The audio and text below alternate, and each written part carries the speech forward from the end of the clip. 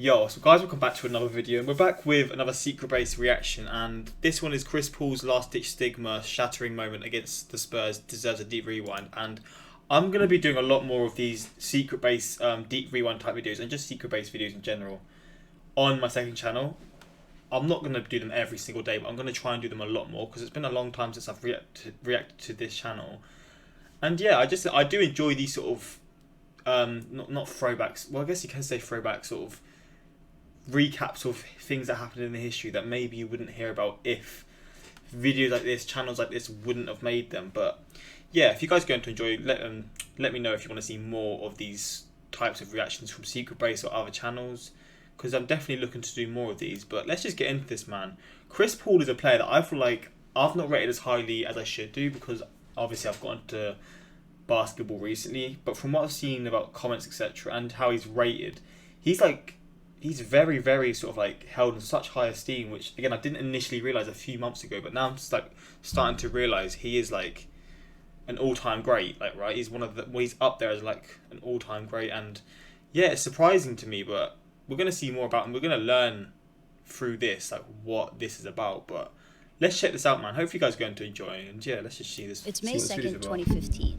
We're in LA for Game 7 of the opening round between the up-and-coming, eager-to-prove-themselves Clippers and the consummate professional, returning champion Spurs. The score's tied at 109, and we've got 6 seconds left. For both teams, there's more than mere elimination riding on these final seconds. I'll show... Wait, stigma-shattering moment. Maybe this isn't even a positive thing. Stigma-shattering moment. I don't even know what they mean by that. Oh yeah. Let's rewind. I'm really interested in seeing this then. Staples Center is full to the rafters, but there was a time not so long ago when the Clippers were better known as, oh yeah, LA has 2 teams, don't they? Before 2012, the Clippers had just 6 winning seasons in 41 years. That is horrible. What changed? Well, Chris Paul was allowed by the commissioner to be traded to the Clippers. He teamed up with board-grabbing big man DeAndre Jordan and the all-star who dunked over a car, Blake Griffin, and together they earned LA's other team a more flattering nickname, Lob City. Oh, wow. In the 2012 playoffs, they beat Memphis in 7 games, but then in the Western Conference semis, the #1 seed Spurs swept them. Okay, not ideal, but this is a team on the rise. For the first time ever, the expression, "we'll show them next year," was inspirational rather than completely depressing. And that next year, the Clippers set franchise records right and left, finishing with 56 wins. Riding high into the playoffs, they got eliminated in the first round. Season over. All right, well, fine.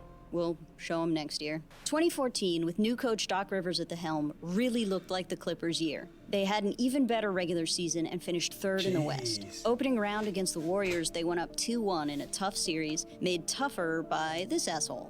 Recordings of Clippers owner Donald Sterling being super racist were made public before Game 4. The Clips thought about boycotting, but decided against it. The players and coaches had been building something all season. Why give up on it because the team owner sucked? They played for each other, not Donald Sterling. To show their solidarity to each other, they took the court before Game 4 wearing their warm-ups inside out, so the team name and logo were not displayed. Wow. They lost that game, but hung tough and won the series with a Game 7 come-from-behind 5-point win. Oh, and Donald Sterling got banned from the NBA.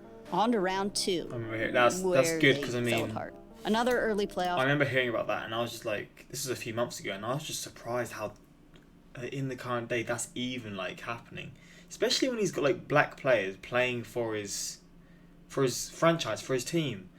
I don't know how you could. I mean, that's not like determining on whether you should have those thoughts or not. But the fact that you're racist, but then you have these players playing for the team that you own, it's just weird behavior. Exit to the Los Angeles Clippers. Their reputation was starting to turn from exciting young title contenders to a team that couldn't handle the playoffs. So this year became pivotal in defining their reputation. The regular season went well, but doesn't it always? Despite a fairly shallow bench, they had the most efficient offense in the league and won 56 regular season games, capturing the 3rd seed. It's time to prove they can win in the playoffs. Only problem? Their round 1 matchup is against the defending champs, who just so happen to have a little extra motivation for a championship this year. Led by tried and true veterans, the Spurs have won 4 rings since 2003. Last year's championship was over LeBron's Heat, aka the team that beat the Spurs for the title in 2013. San Antonio won swiftly and decisively. Commissioner Adam Silver said they showed the world how beautiful the game is. Plus, it was emerging star Kawhi Leonard, not one of the big three, who earned Finals MVP. San Antonio is a formidable team with a fistful of rings. Thumbs don't count. Come on. Who wears a thumb ring? The only blot on their resume? They've never won back-to-back championships. Not much to get upset about. It's like when a straight A kid gets upset about a B. Seems ridiculous to the rest of us normies, but the high achiever is determined to do better next time. The Spurs are that high-achieving student. This year, they've got a chance to repeat, and they're gunning for that A++. Oh, another little reason they might be dead set on a championship this year? The Spurs as we know them are running out of time. Tony Parker is 32, which is young for an adult, old for a point guard. Manu Ginobili is 37 and has noticeably lost a step. Tim Duncan is still dominant, but he's 39, so that's gotta affect him sooner or later, right?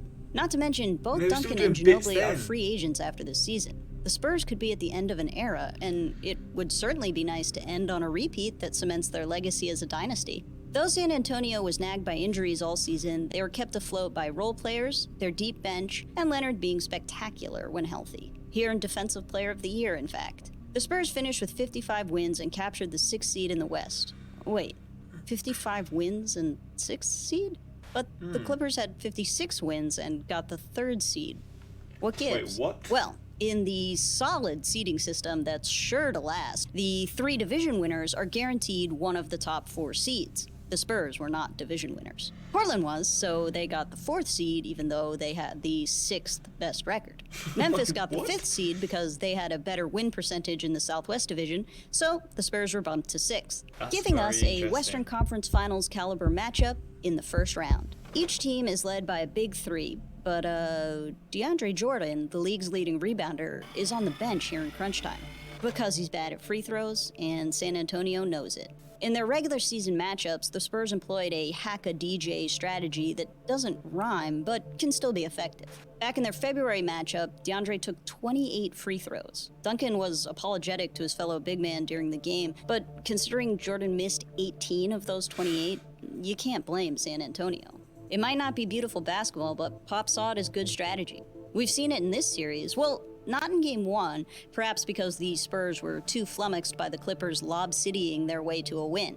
Game 2 saw some hack-a-DJ, and also a costly Blake turnover with 12 seconds left, as well as this missed buzzer beater from CP3 that sent the game to overtime, which the Clips couldn't survive thanks to the Spurs bench. In Game 3, there was no need to foul anybody because the Spurs simply destroyed the Clippers. Kawhi led the way. He's not just about defense, folks. LA bounced back in Game 4 and might have won Game 5 as well if it weren't for a last-second basket interference call on Jordan. With elimination on the line in Game 6, LA Stars came up big and the Spurs let them. Pop said their play was embarrassing.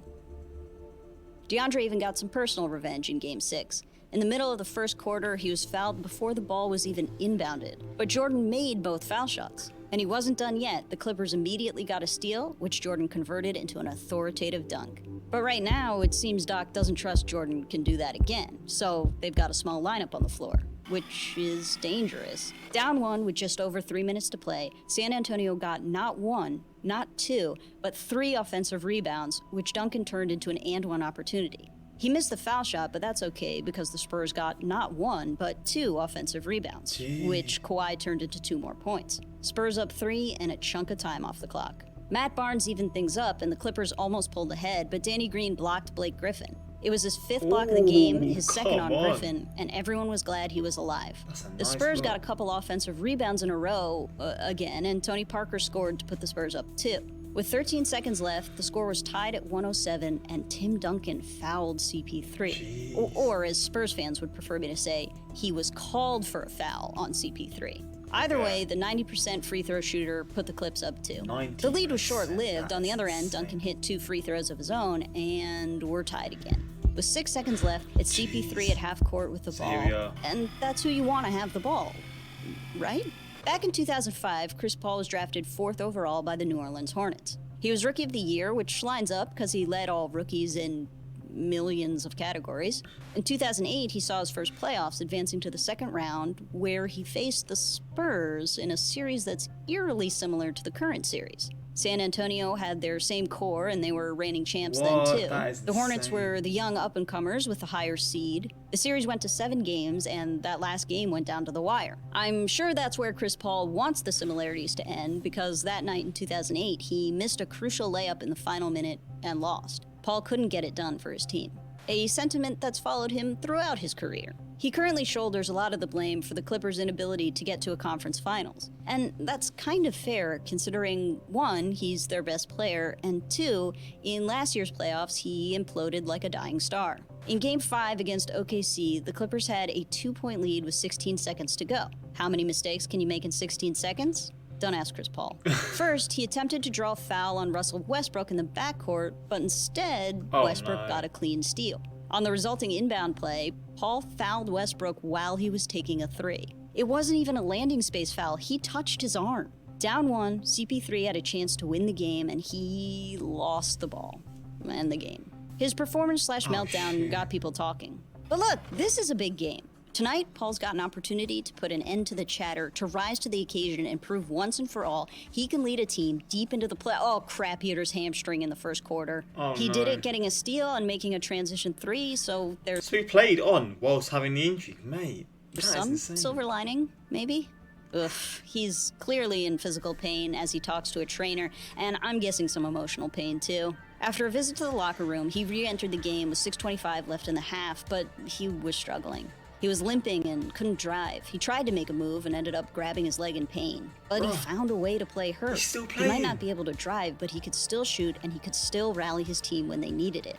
Like after Ginobili's veteran, but annoying play with 10 seconds left in the third. The score was tied and LA had a foul to give. Austin Rivers fouled Ginobili in the backcourt and he quickly threw up a shot. The refs gave him 3 free throws. Frustrating?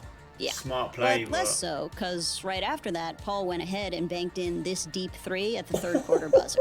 Then at the start of the fourth, he hit another 3. Injured Paul was scoring so much, it made you wonder if hamstrings were even used for shooting. Sort of an upper body motion, right?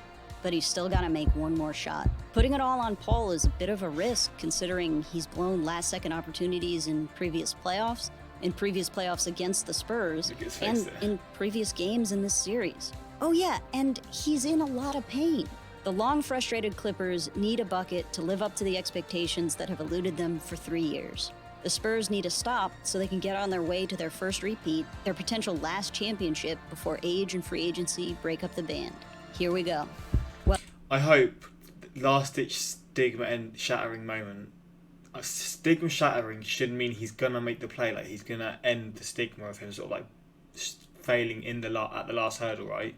I hope that's the case because I want to see him do this, man. Welcome to a moment in history. Surely. Green on Paul. And he got it! Thank fuck for that. 1 second left. Injured as well, you know. There's levels to that, man. With a hamstring injury, doing things like that, man. There's levels to that. Khan, this is a good video, I'm not going to lie. I don't know why I was confused what it meant by stigma shattering, because it's like a sort of thing that's held against your name because of things you've done in the past. And he shattered it, so I don't know why I was so confused, but very, very good video, man. I'll never forget this because this was a great day in sports. Game 7 right before Mayweather versus Pacquiao. If only the latter delivered like the former. Yeah, I didn't watch it, but I heard that fight was one of the worst fights. Like, it was one of the most hyped ones, but it was just a terrible fight. Can we just acknowledge how dedicated Blake was to getting that putback? Hamstring injury and Chris Paul is the same sentence.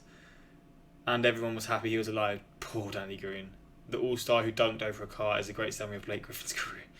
Y'all seen Blake almost take his own life for a putback. And then we blew a 3-1 lead to Josh Smith and the Houston Rockets. Good times. I mean, still, interesting video, and I do enjoy this stuff. I don't know if my statement about Chris Paul, I swear I said something about him being like up there as one of the greats. I swear there's like people who've been saying he is like honestly in terms of talent, he is one of the best players, like top 20, top 30 of all time. But I might be completely wrong with that, so forgive me if I am. But I know technically he's got some insane ability, and seeing this whilst injured, seeing him do this whilst injured, it shows that he has that insane sort of talent. But is there anything to the end of this video? Hey everybody, thanks for watching. Hit that subscribe button. Nah, that's it. But yeah, I hope you guys enjoyed this reaction. More secret base reactions on the way, and until next time, like, subscribe, peace.